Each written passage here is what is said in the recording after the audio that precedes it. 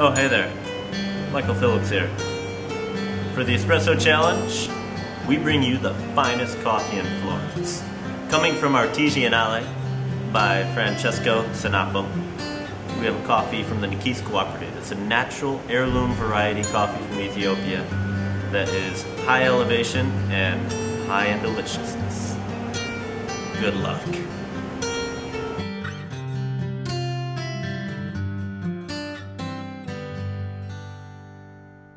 All right, so now we're moving into another head-to-head competition, SmackDown. Two WBC champions, the current champion and the 2009 champion. Right. So It's the Anglophone Showdown. Indeed. I think we're on the right sides of the table here as well, aren't we? I suppose we are. Yeah. We should probably change. Beard versus cleanly shaven. SCAE versus SCAA. Wow. This is a clash. This is a clash. I don't know, should we, well, I don't know. We won't talk trash because we're all about harmony. My name is Peter Giuliano. I represent the Specialty Coffee Association of America, where I work as Director of Symposium. My name is Stephen Layton. I'm owner and roaster at Has Been Coffee based in Stafford in the UK. Therefore, representing Europe. Representing Europe. Yeah, and together we are hosting the WBC All-Star Show. WBC stands for World Barista Competition, and that's what we're about. We're about supporting excellence in coffee, just as you heard Sonia say, supporting excellence in coffee and supporting the professions of coffee through competitions and other kinds of events. So this is kind of an exhibition. A premier event as well. I mean, the first time we've been able to get these champions together to have these fun competitions. Right. And I know it's something, when I heard about it, I was super excited to see. It's something I've always wanted. And I would love to see, like, Gwilym is a prime example of a man that didn't compete enough. Right. Like, how many barista competitions have you done in your entire life? One. Yeah. And he won it. And he won it. Hey, there's something to be said for that. You know, and it's amazing, but I would have loved to have seen you perform more, and I would have loved to have seen more of your ideas. And of course, Pete Licata is a two-time USBC champion, United States Barista champion, and is the current reigning world champion of the current reigning world barista champion. So, and somebody I knew for many years from USBC. And watching live streaming and kind of watching this guy going, how come if he was in Europe, he'd be in the WBC? But the SCAA, the USBC is so strong. Yeah, well, you know, it's very competitive. It's very strong. But you know, that's the nature of it. You know, I probably wouldn't be anywhere near as good of a competitor as I am today if it hadn't been for being in the USBC. But you can never discount what everybody else has done from all these other countries too. Yeah. So I mean, it's definitely, it's you know, an orange in one hand and an apple in the other. You can't really compare them. So what we have in mind is a clash of giants. These are two gentlemen who specialize in the art of espresso preparation, and we're going to test those skills today by having the Mystery Box Espresso Challenge. So what it is we will choose, somebody from the audience will choose an espresso at random, and these men who have never seen this espresso before, never worked with this espresso before, will have to, in 10 minutes, dial in this espresso, make it taste great, and then it will be judged by you, the audience. All right? Pete, I have got to apologize. They've got your photo mixed up with John Gordon. I'm really sorry. Yeah. I saw him in the other hall over there. Can we get him real quick? He can fill in. Okay, let's go forward with the rules from the video screen. Shall we?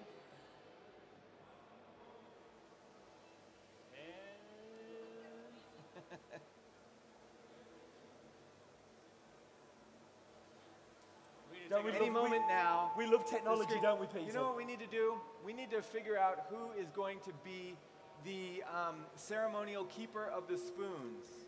Do we have someone who would like to volunteer for the keeper of the spoons? Oh. And they're also going to need to do Yes, this. well volunteered. Are you it? Okay, you're going to keep her the spoons. It's a really, really responsible job. Can you handle the responsibility? And the first thing you need to decide is you need to pick a number between 1 and 4. Number 3. The number is 3, and what does that represent? This is going to be the number of the coffee, right? This is which coffee that we're choosing. From Artigianale Coffee Roasters in Florence, it's a coffee called Ethiopia Nikise. For the Espresso Challenge, we bring you the finest coffee in Florence. Coming from Artigianale by Francesco Sanapo, we have a coffee from the Nikise Cooperative. It's a natural heirloom variety coffee from Ethiopia that is high elevation and high in deliciousness. Good luck. So Mr. Mike Phillips, Okay. 2009 finalist, 2010 world champion. Right. All right, so have you got your coffee? I have coffee. I have coffee. All right, they're going to start dialing in these coffees. You can take a seat and wait for the next 10 minutes as these gentlemen dial in their coffee. So dialing in is a phrase that's used by coffee professionals to denote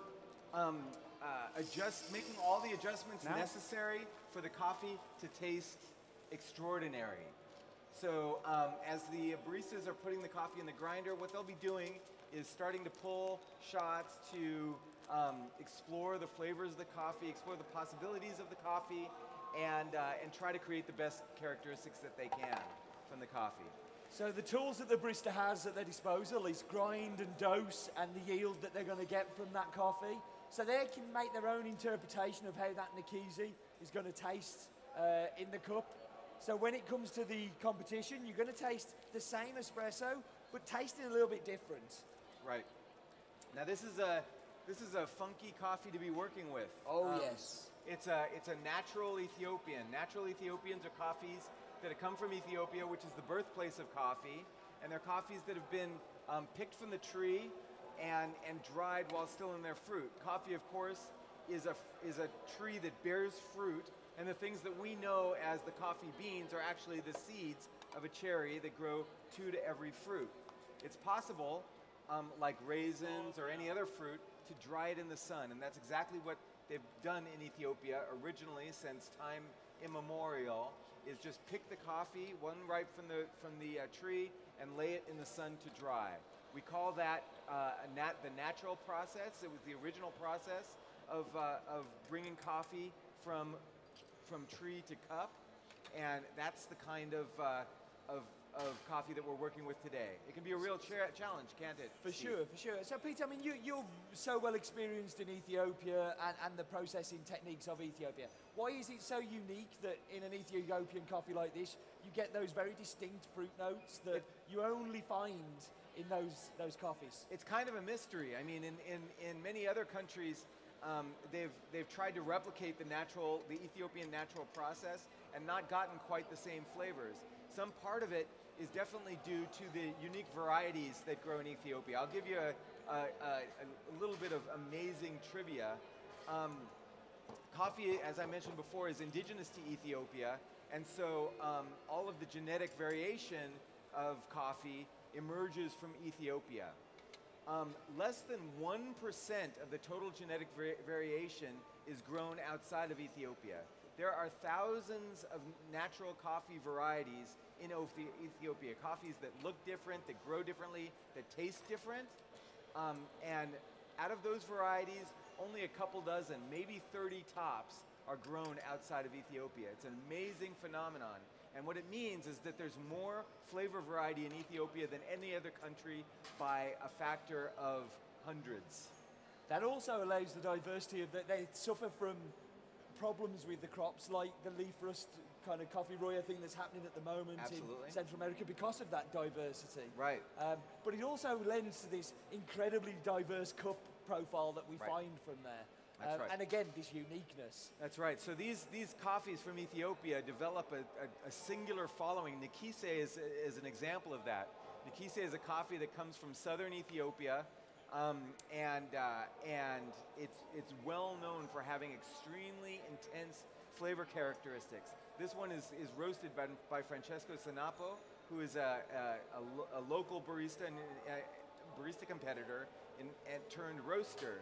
So he's from Florence. And finalist this year in 2013 in Melbourne, finished in 6th place. So, and also appearing on our All-Stars here later on in the week. So. Right, but this is a coffee that he sourced and roasted, and so he clearly threw it as a curveball to these competitors because these coffees can be extraordinarily challenging to work with. They have a pronounced fruity characteristic that can sometimes be cloying or even offensive to people if not tamed. But when it's done right, it can be explosive and juicy and compelling. I can smell the coffee grinding right here from here on the stage. Yeah, no, I mean, it's very distinctive, that Ethiopian smell. We had a blend in one of the challenges yesterday that you could smell the Ethiopian components in there, the shikizu at that time. Right. Okay, so now we're halfway through the preparation period. They've used 5 minutes. They've got 5 more minutes to finish dialing in their shots. And then when they're finished dialing it in, they're going to have to present a series of espresso shots to you people as judges. So we have, what's your name, Captain of the Spoons?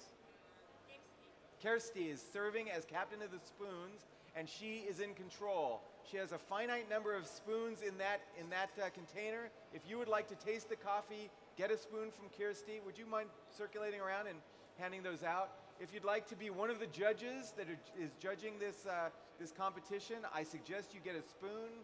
I can tell you from the experiences of the previous judges, it's an overwhelming and compelling, even beautiful experience. And to get Gwilym to actually make you an espresso is like, it's so unique. He rarely does one for me when I ask him, so this is a great opportunity to try coffee from champions who are so precious about their espresso they won't give it to you. So Pete, yes. how are we doing there? Are we getting to where you want it to be? Is it? We're getting there. Yeah, we're getting there. Are you a lover of natural coffees? Really depends on the natural coffee. Yeah. This is actually tasting, in my opinion, fantastic. A lot of really interesting things going on in there. I don't know if I'm supposed to talk about flavor notes right now, but no, for sure. Yeah, you can. Go ahead. It's like grape juice. I mean, it's like really like white grape juice, really sweet, like God, almost like a sweetened raspberry syrup. Wow. It's got a little bit of that kind of tartness to it, but it's incredibly sweet. Just sounds amazing. Really, really impressive. Right. That's great. Gwilym, how about you? How's it tasting over there? I can't say I'm not struggling. Ah, right. But do you enjoy natural coffees? Are they something that you would? I enjoy clean, well-picked, well-processed coffees. Yes. Whether they're whatever. Yeah, I knew Gwilym was going to say that. He mentioned before during the Cappuccino Challenge how committed to clean coffees he was, and in fact that's the challenge that's presented by these natural coffees. Because they're so wet when they come off the tree, there's so much moisture in this fruit that when they dry it, if it dries too slowly or if it dries in the wrong place or in the wrong way, it can develop off tastes like vinegar or yogurt or mold or even dirt. And I think in Ethiopia, there's kind of this whole model of that, we've always done it that way, so that's the way we do it, and it's very difficult to implement change and educate in those the dirty tastes. And this is what specialty coffee is all about. It's about defining the difference in between common, ordinary, or inferior coffee to coffee that is special and worth celebrating. And we believe that coffee is worth celebrating. We believe that the skills of the barista is worth celebrating, which is why we do competitions and events like this. In the case of Ethiopia, traditionally coffee was dried in the sun, but could be dried on the road or even in the street. When traveling around eastern Ethiopia, I would be driving around in a car, we'd come around a curve and we'd have to stop because the street was covered with coffee that was drying, and someone would come out of a house and kind of push it aside, and we would drive on, and then they'd bring it back out on the street again. Now, of course, a coffee that's dried under those environments is not going to be special. It's going to take on the characteristics of the ground or the mat or whatever it's drying on, which is not optimal. These kinds of coffees are dried in a completely different way. I'm 100% confident that this coffee was dried on a screen, which means it's lifted up off the ground and turned constantly. And I mean constantly during the first 3 days of preparation, 24 hours a day being moved constantly in order that it can dry completely and without defect. How are we doing on time? We've got 1 minute and 10 seconds left, guys. So 1 minute, 10 seconds until we're going to have to start serving those shots. So, Peter, Ethiopia is quite unique in the way that it's mainly smallholders. Yes, that's right. And then the average farm size in Ethiopia is only about 1 hectare in size. So that is tiny, tiny postage stamp size. So quite often the coffees are picked and taken to central collection stations where they'll then be taken to a mill for processing. That's right. It's a really complex system and very traditional in Ethiopia. The way to get the coffee from these small farmers out of the country is one of the most complex and challenging systems there is, which is another reason why the quality of coffee from a place like Ethiopia can be so variable. There's no question that Ethiopian coffees are some of the best in the world. It's also true that they can be extremely disappointing. And that's without even looking at the ECX, the Ethiopian Commodity Exchange, and the complexities that brings in. Absolutely. 10 seconds left, guys, so 10 seconds and it'll be down your tools and get ready to serve. Okay, so now we're going to be evaluating these different, there's the bell. So Pete's hands are up. He's ready. Is Gwilym ready? You ready to start serving? Let's go. 2 at a time. 2 at a time, please. 2 espressos at a time. 2 espressos at a time. Okay, now we're in our competition session. The first vote goes to our captain of the spoons. So if you want to just come, and if you have a spoon, you can come and gather around the tasting table. And the way it's going to work is this. If you have a spoon, you'll be presented with 2 espressos. You taste them both, you make a decision, and then if you like Gwilym's coffee the best, you put your spoon in this jar. If you like Pete's coffee the best, it goes into this jar. We're weighing the 2 jars, and the competitor with the most weight at the end of the competition period wins. So you'll get your own espresso, so if there's an espresso there and somebody else is having it, don't worry, yours will be coming. So wait your turn and get your own cup. We'll remove them out of the way once they're done, and I think Pete is serving in gold cups. Mostly because I only have gold cups. Yes, that's right. So, yeah. But please don't let the color of the cup affect your perception of the coffee. But They're beautiful cups. Is that a tradition of whoever is current champion gets gold cups? Is this? Yeah, maybe that's the advantage. I'm down with it.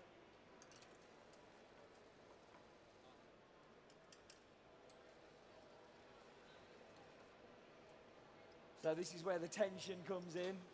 They've got to keep maintaining the quality of the shots they're pulling, while also making sure that they're coming on time, so there's no lag between the espressos coming through. They're likely to both be very delicious, so this could be a very difficult. 1 to Gwilym, 2 to Gwilym. For Gwilym. 2-0. I know. What is this? It's all right. We've had most of the early leads in this competition have been fallen chased apart. back. That's for right. Sure, for sure. That's right. And okay. they've all been extremely close as well. So that's exactly true. So we've got our second set of coffees are already extracting. Gwilym's coffees are being served. Pete's are just behind him. So we're taking a look now. A lot of baristas will say that they're looking to emphasize sweetness in the coffee, or discover that point of extraction where the sweetness is maximized. So these are likely to be extraordinarily sweet coffees.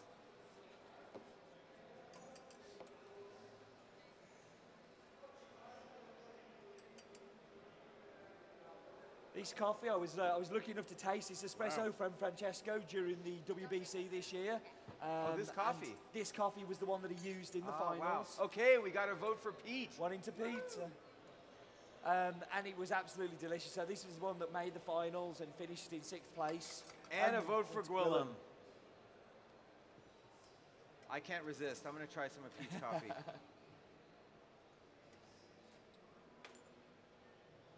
Delicious. Okay, profound Ethiopian variety characteristics. So lots of fruit, maybe strawberry or raspberries, but a kind of a chocolate note too, right? So if I had to describe this coffee, I would describe it as being like raspberry flavored chocolate. There's definitely a raspberry note in there, isn't there? And there's that clean but funky flavors coming through. That's right. So these are coming out pretty much on time. We've had some lags with some of the other baristas, but actually these are coming out These are two pretty pros. consistently. These are two pros that clearly know how to manufacture drinks. They're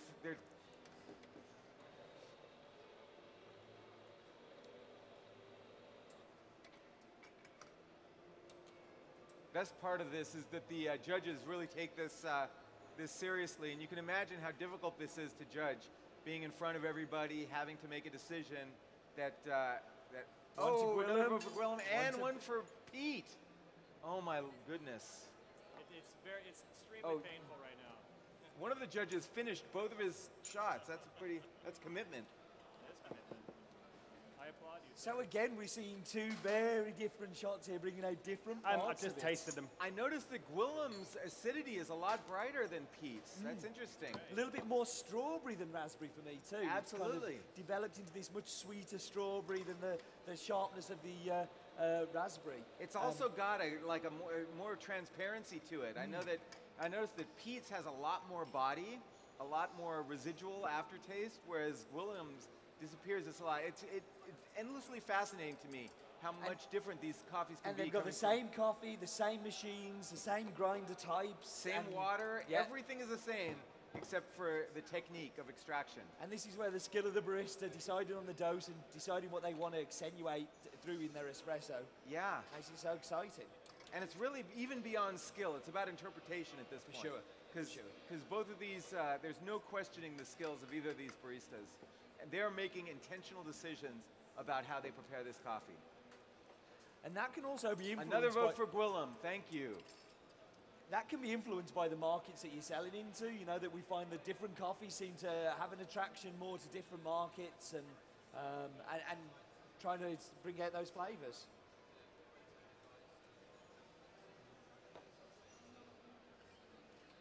And one to Pete. One to Pete. Still not catching up. So we're pretty close here. Yeah, it still could be anyone's game. We've got two more. There is no Two more winner judges decided up here. yet. Just like every other court round that we've had in these, it's neck and neck. It's neck and neck. It's neck and neck, ladies and gentlemen, in the World Barista Championship Espresso Secret Showdown. I love the faces. The faces of our judges here are so concentrating on these drinks.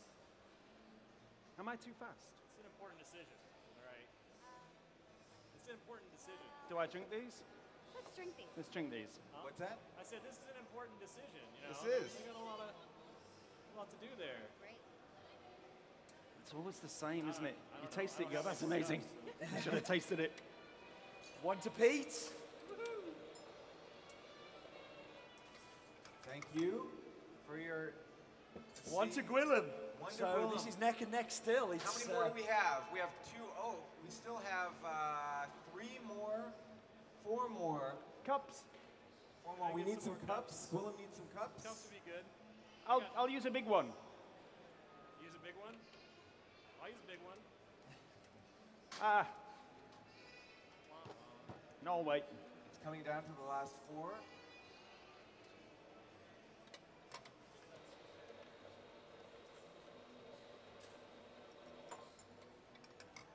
Excuse me.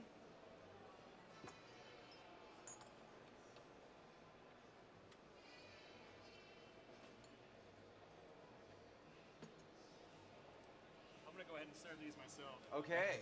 Oh, he's trying to get an edge by serving them himself. Making eye contact, which is, of course, an important element of serving over the actual espresso bar. These guys are willing to go to great lengths to win the championship, which is obvious, right? I mean, Stefanos was talking earlier about about how much time and commitment it really takes to do these barista competitions and expense. It's not cheap. For sure, and it's not just their time, it's their family's time. It's quite often there's a team behind these guys. Right. Being part of a few of those teams, it's painful. It's lots of run-throughs, lots of time when you should be at home with your family, Absolutely. tasting espresso. And these guys are competitive, even though this is some fun and it's a bit of interaction, you want to win, don't you, Pete? Of course I do. Gwilym, you really want to win too, don't you? One more vote for Gwilym. Yeah, he does. It's what He I'm all does. about. That sound you heard was a sound going into the picture of Gwilym. Two last competitors here, the two final judges. This is it, gentlemen. Uh-oh. What's it gonna be? It's already too late. Huh? Okay.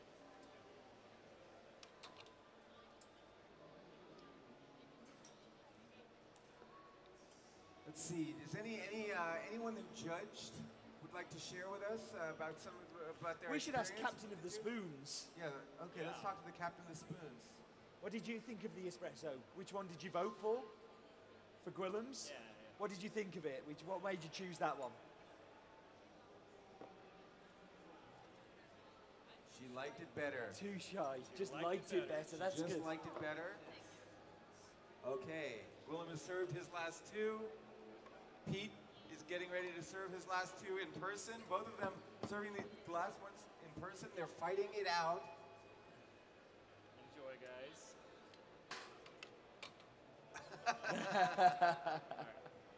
Thank you, Pete. Okay, where are those spoons gonna go? Yeah.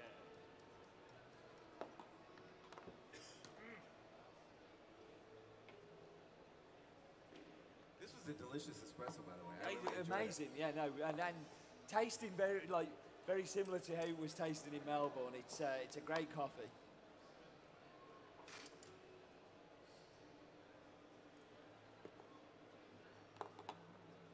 These guys are taking it seriously. Oh, One each. One for each.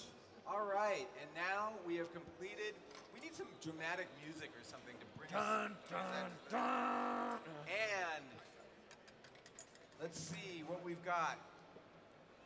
So, for With Gwilym, 122.4 grams of pure, victorious spoons. but is that enough to win? Is that enough to win? Clearly, is enough to win. And for Pete Licata, Kansas City, Missouri. 67.7 grams. Our winner is Mr. Gwilym Davies. Half as many. It's close. We won, Gwilym, we won! Europe won! We made noises All there. right, you want to join us up on the couches and have a little chat? It's difficult. Yeah. That was really difficult. Yeah.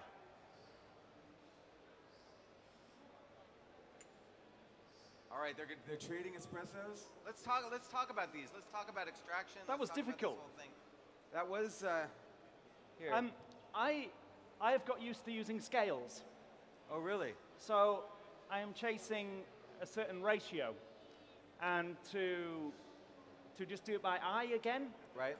and taste was good. Was a challenge for you. It's a challenge. I think It's testing. Well, scales have really changed in the last 12, 18 months how we brew espresso. I think. Definitely. Yeah. When I'm not using scales in a shop, I'm probably 60 to 70% serving the quality that I want the customer to receive. But with scales, I'm about 90% consistent. So I'm going to go straight off into a question here because it's one that, we've got Navona Simnelli have released a machine at this show that have scales built in. There's some other manufacturers who released I wasn't as well. pushing anything. No, but do you think that will find its way into competition? I don't know. What I like about this is this hasn't come from the machine manufacturers. This has come from the bars. This has come from baristas that are looking for consistency. It's come from breaking lots of scales that And aren't breaking lots of waterproof. scales. Pete, hey, do you think this may make it into barista competition and actually scales will be allowed? On a machine? Well, right now it's allowed if you bring your own scales and you do that on the tray right now. I think that it would probably be a decision the next time they go up for vote on the espresso machine, if the manufacturer has that technology, if they decide to do it. I think one of the biggest downfalls of scales is relying too much on them. You know, and we still have to, and Willem has a specific target that he wants to hit and he wants to serve, and it's clear that he's tasting that coffee and he's knowing that this is exactly what I'm wanting and this is exactly why. But I think one of the things that happens is people learn that I need to weigh it, and this is the weight I need to get. But then they're not letting their tongues and their palates be their guide to say, is this the right thing to do? Absolutely. I definitely think that taste is paramount. But I think as an entry-level barista, you can just put on a machine and say, put 18 grams in, 33 grams out, within 28 to 33 seconds. And you can leave them do it. Right. And you can get on with tasting, and then bring them up to your level. And let's continue this conversation, but let's add another voice here from a different hemisphere who may have a different opinion. I'd like to welcome up Matt Perger from Australia, another barista champion, who's going to join us for this conversation. Would you grab that? You're making me feel old school. So now we've been talking about scales use in preparing espresso up to now, but there may be some people who don't know what we're talking about. Matt, could you explain a little bit how we might use, how a barista might use a scale in the process of preparing espresso? Yep, it's just the same as making a cake. It's a recipe. You have so many grams of ingredients go in, and so much cake comes out the other end. So we measure the amount of coffee that we put in the amount of ground coffee that we put in the basket of the machine, and then when the espresso comes out of the handle, we're also measuring the weight of the espresso liquid, and then we can express that as a ratio, or we can express that as a formula, and then that helps us to communicate the way that we're brewing our espresso coffee. And what do you think? Do you use a scale in your daily practice? I can't make coffee without scales. Is that right? Yes. I mean, Matt, you very interestingly, one at the Tamper Tantrum talk in Vienna, talked about volumetrics. Is this about removing the variables out of there so you can actually concentrate on doing a good job at the machine? I think the less we have to focus on making the coffee, the more customer service we can provide, which is long lost art in specialty coffee at the moment. Sure. Yeah, and that's interesting that you mentioned that. I mean, you could see, you watched this little thing go down, and you could see that I think Pete broke the mold first, and then Willem followed. And actually, in this environment, we were like using a server to bust the drinks to the thing, but then the baristas wanted to break through that and get to where that they were actually doing the customer service, making the eye contact. That's a really critical part of this whole thing that we need to remember, right? Coffee tastes better if it's served by someone who's courteous and well-informed and friendly, I guess. Yeah. I think It's about the experience. Yeah. And that's something I think that's really changed in barista competitions over the past decade, is the baristas have every year just gotten more and more polished in terms of their presentation and their interaction with the judges, focusing less on the technicalities of brewing coffee and more on the more nuance and atmosphere creation. Do you think that's changed a little bit because in the previous times the judges had to keep their poker face where they were there going, whereas now you can actually have an interaction and there's more of a, there's a returning smile or a giggle or a laugh, and that's okay? I've been doing some judging, and I get told off for not smiling enough because I'm concentrating on what they're doing, and I get this like smile. But you know what's funny coming from my position, because I started when you had to have the poker face, right? And so it's always been a little off-putting and a little awkward because you have this person who's just staring at you, and that's not a normal interaction with a person. If it is, then something's wrong. And the change to have the judges now smiling and actually Well, I mean, as Matt says, it's important to have somebody who's courteous and informed, serving it, but it's nice to have some reaction and gauge how you're doing there. Are you engaging them? It's good to have someone, actually like make you feel a little more comfortable by even just being supportive by not looking stern is helpful. But the first time going from the poker face to now actually showing emotion was actually a little disturbing to me. I was a little worried that something was wrong because they're all smiling at me and maybe they're laughing about something. But no, I think it's definitely affected the focus and how we can give that service and that presentation in the WBC format. So we can't get you up here without talking about grinders, because I think this year you did something fairly different in competition with grinders. So safe to say. I think it kind of created a little bit of interest. So I'm really interested to find out, because I never got a chance to talk to you in Melbourne about this, what sparked that as an idea, and how did you get to it being on your bench in competition? It started in Brewers Cup. I was hunting for more extraction. Brewers Cup champion 2012, by the way, as well. So round of applause for that one. Woo. I knew that coffee was tasting better at high extraction, and I could never get it with espresso. I think that's a common theme among baristas, is not being able to get what they want out of espresso, and we're getting there.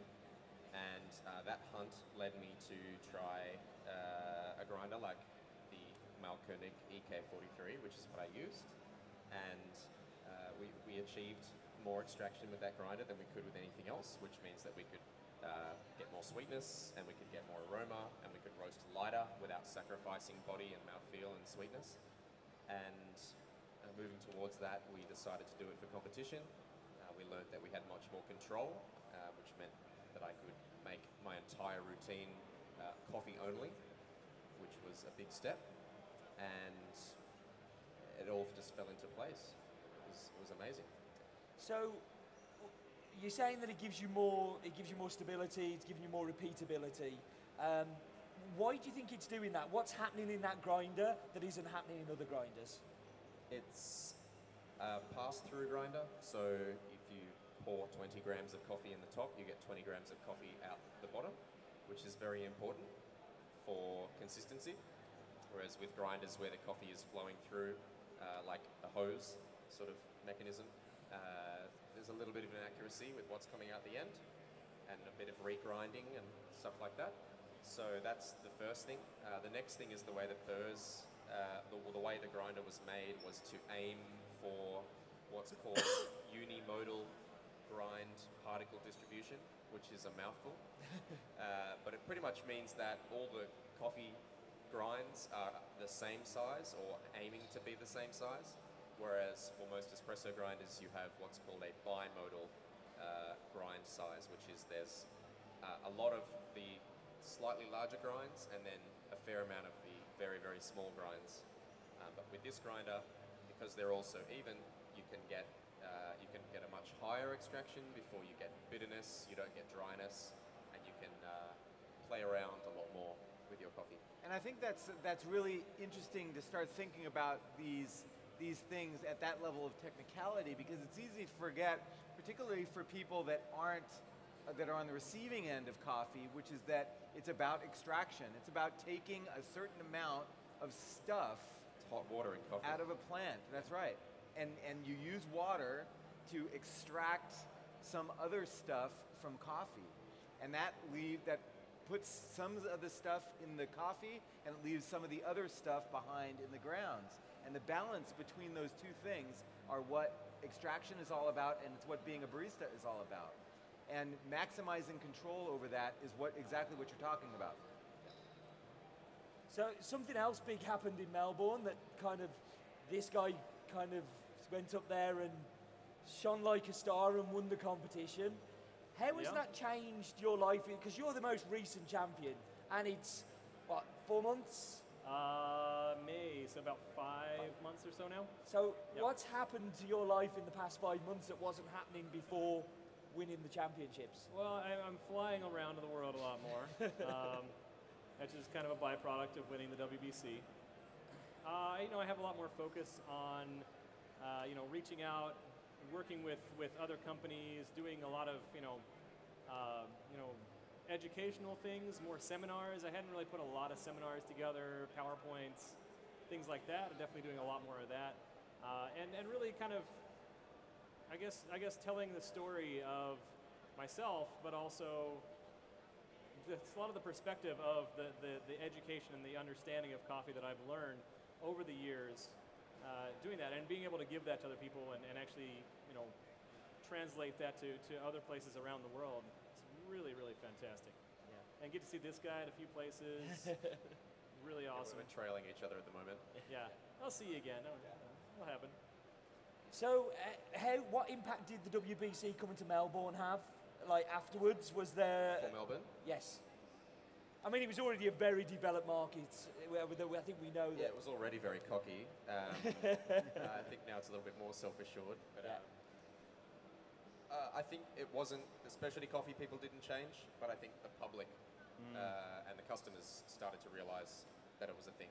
And that's the biggest change. We already knew that it was a thing. When I was talking to people who were, customers like of coffee shops or interested, they're going, "Yeah, everywhere's this good, isn't it?" And I was like, "Oh, no, you it's are really spoiled." not." Yes. Yeah, and they're very, very blessed with what's happening there. So you're saying the barista competition actually had an effect on the general public? This wasn't just a phenomenon for the specialty coffee community, but it actually dribbled out into the general public. There was some seepage into the general public. Yeah. In a very good way. A lot more people realized, there is such a thing as a barista competition. Right. There is such a thing as the WBC and the associated show, and a lot of people visited. There were tens of thousands of visitors. Just because I've never seen so many consumers at a barista competition than in Melbourne. Right. And it was big. People came up to me afterwards because I'd been wearing a silly red suit and were just saying that they didn't realise that stuff happened. But the red suit or the yeah, the red, both. So, Gwilym, you seem to have been around forever. Thank you. Yeah, old man. I've been around longer. But you kind of burst onto the scene in 2009 in barista competition terms. Well, you'd been working in coffee for a long time before. Tell us a little bit about how you started and how you got to a WBC final and winning it first time. I didn't know there was a barista competition. I knew nothing about it. I was one of these people that was happily making coffee and loving coffee, really enjoying it. But there was this other world that I didn't know about, that these people in Melbourne have discovered. And then suddenly James Hoffman, Annette, and Stephen Morrissey, who were quite well known in the coffee world, appeared in my part of London, sort of 1 mile down the road. And all these coffee people appeared from around the world, and there was different sorts of coffees, and it exposed me.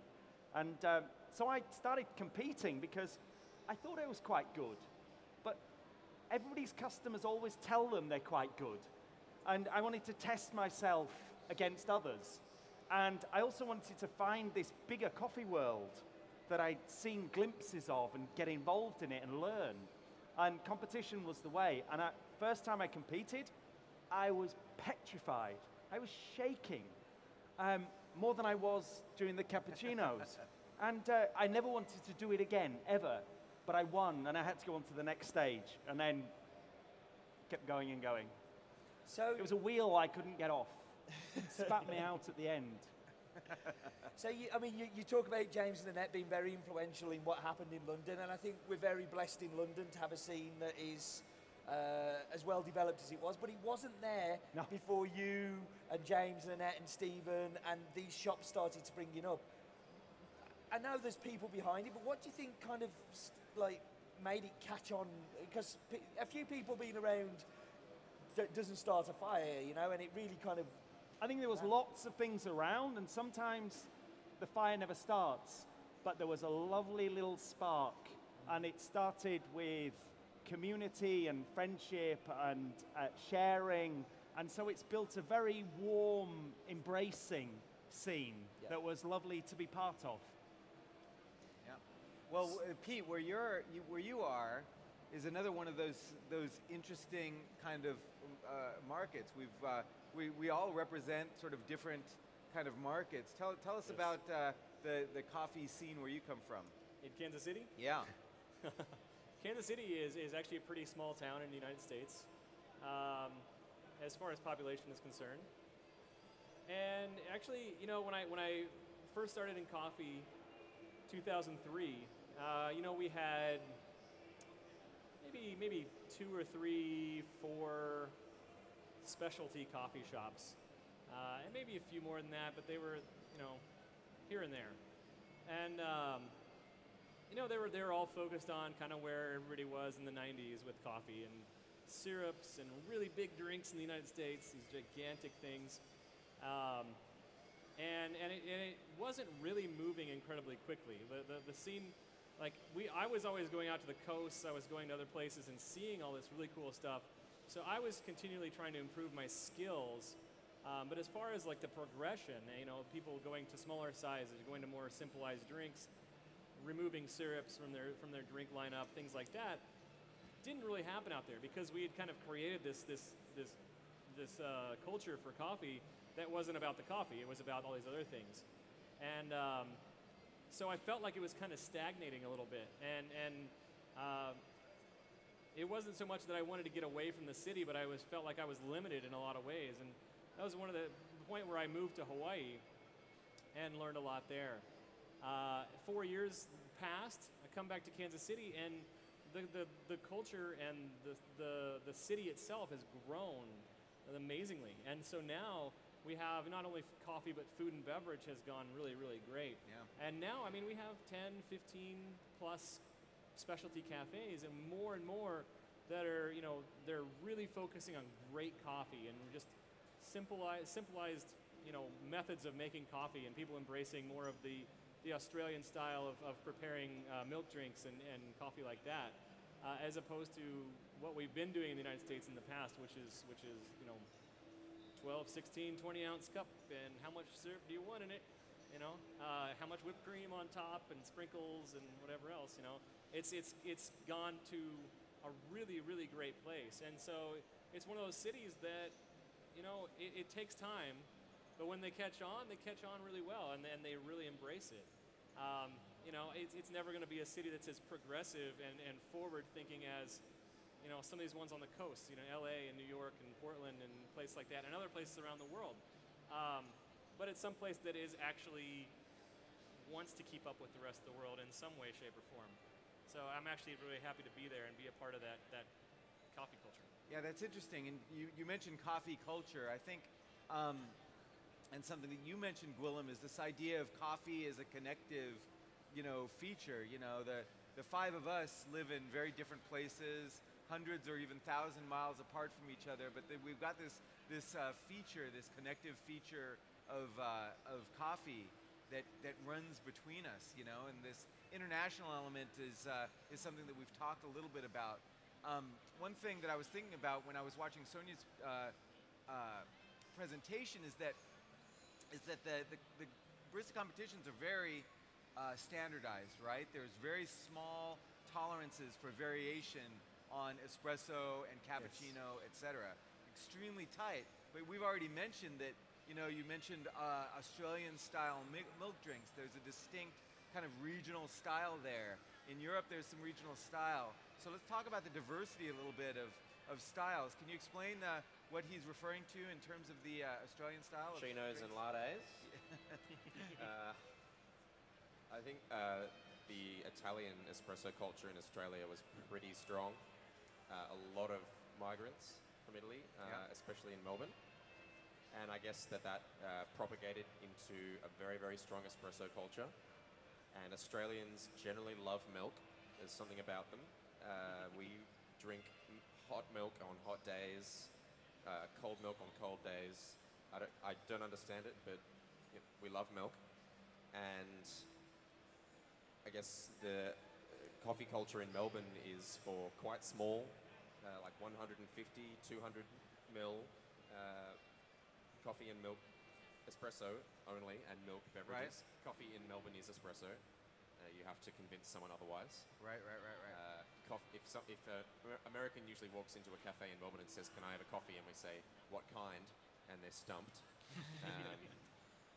Whereas everywhere else in the world, you just get a coffee. And I think that's one of the big differences. I think 4-5% of our turnover at St. Ali in regards to coffee is filter style drip coffee, and we're pushing hard Wow, to get that 4-5%. that's amazing. And the baristas love it because it's not lattes and chinos. Right. Interesting. So I guess that's what's going on in Melbourne. And I kinda Gwilym, know- oh, sorry. I'm sorry. Go ahead. I noticed in Melbourne that there was a very, very close kind of crossover with food and coffee. Oh yes. Like, it was almost Yeah. ingrained that if you went to a coffee shop, you would get amazing food too. You get bacon and eggs. Yeah. Always. Amazing food. But it was always well served, well prepared, good, like, of the experiences I had. Is that important to people from Melbourne, or is that a Melbourne thing or an Australian thing? It's Australian, Yeah. but especially in Melbourne, I think it's one of the only cities in the world where you actually get a convergence of coffee, food, and service at high levels. Yeah. Almost every city in the world has one of those three. You can find one of those three things in a cafe anywhere in the world, but the sheer concentration of cafes in Melbourne that have exceptional coffee, food, and service is unmatched. Yeah. We're very lucky. How does that compare in the US markets? I mean, is food an important part in a coffee shop, or is it not so? Food is always present in the coffee shop. Generally speaking, though, the American focus in a lot of places, not all, and it's always a real treat to find a place that has great food with great coffee. But usually what you find is a place that's a cafe that really focuses on food, and they also have coffee. Or you have a cafe or coffee bar that has really great coffee and also has food. And it's pretty uncommon for them to focus on both really, really well. Typically speaking, you know, the way the model we go by is really, you know, the budget. You're trying to keep your costs low so you can keep your overhead down and your profits high or whatever. And so a lot of cafes miss the mark. And I think there's some that are starting. You know, they partner with another local place that's doing a really great job with pastry or something really simple, and it's nice. But it doesn't have that level of complexity that I saw in Australia. And in London, Gwilym, is that something that's... It's starting, and most of the influence is coming from Australia and New Zealand. But still, the general quality outside of that is more of the American model. It's a bit of a mismatch there. I still remember the first time I went to Vancouver and hung out with the boys from Cafe Crema and now Revolver. And they said, we're going to go to the cafe. And I was like, great. And they go, and on Saturday, we do brunch. And I was like, cool. Of course, like, duh. It's breakfast at the cafe. And they were like, oh, no, we only do brunch on Saturday. It's special. We have a chef. And I was like, oh, wow. It's really neat, guys. Well done. Yeah. So, what next for you? Because, like, you know, are you going to compete again? Is that something that's in the plans? Is it? Yes. Yes. We had too much fun this year. Yeah. We learnt way too much. And I think I'm in a position in my job at St. Ali and Sensory Lab where it's part of the DNA of my role to be the guy that does the competition. Not just to win the competition, but to push ourselves to learn something new. Yeah. And I don't think I'll be able to do competition next year unless we unearth something and try to break the mold again. Yeah. So it's good fun. And Pete, what are your plans going forward? Like, to use your remaining 5-6 months of being a champion, have you got some set goals you wish to achieve? Yeah, you know, I have some goals. I'm continuing to work at Parisi Coffee in Kansas City, Missouri, which is the company that's supported me and everything through competition. I think they're a great company and great people. So I still want to fulfill my role with them. Also, by the end of this, you know, kind of championship reign, you know, I want to have some other business opportunities that I have rolling and moving forward by the end of it, because you know, it's at the end of that, it's time obviously for the next champion to come along and to have their time in the sun. And so I want to have my own, you know, opportunities mostly solidified. Are there any rules against winning twice? No. No. So that leads me on to Gwilym. Nicely segued there. When are you going to compete again, Gwilym? No, but I don't like it. I know, but it'd be awesome to see you Don't compete like, I'm going to again. compete again in the Ibrick. You're going to do the e-brick. I did it last year. First Ibrick I ever made was on stage. Very good. So I reckon there's potential there to make really, really nice coffee. I love e-brick coffee, yeah. Very good. See, everybody sneers at it, but if you could do the same with American filter coffee. Absolutely. Most American filter coffee, absolutely terrible, but it can be made amazing. Absolutely. Same with the Ibrick. Ask Colin Harmon about his entry into the Ibrick competition. It was him that inspired me. Yeah. Couldn't do worse than him. No, you definitely couldn't do worse than Colin. All right, well, gentlemen, thank you very much for spending some time with us. I really appreciate it. Big hand. Thank you. For Thank you.